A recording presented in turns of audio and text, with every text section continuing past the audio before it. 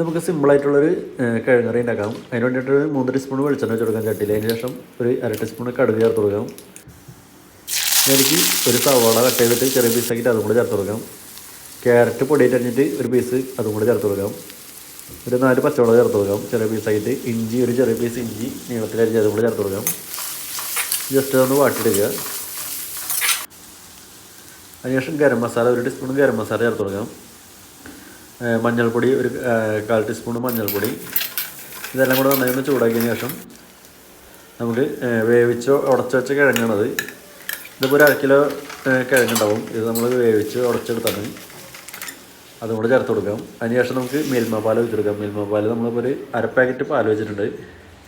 ഇനി എനിക്ക് നമുക്ക് ഗ്രീൻ പീസ് വേവിച്ചിട്ടുണ്ടെങ്കിൽ കുറച്ച് ഇട്ട് കൊടുക്കാം. അത് നിർബന്ധമൊന്നുമില്ല, ഉണ്ടെങ്കിൽ ഇട്ട് കൊടുക്കാം.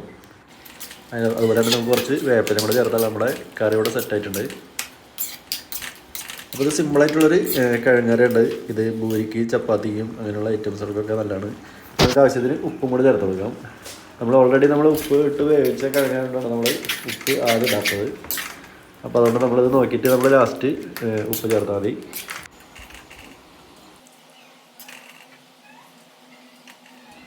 അപ്പോൾ നമ്മുടെ കിഴങ്ങറിയുടെ സെറ്റായിട്ടുണ്ട്.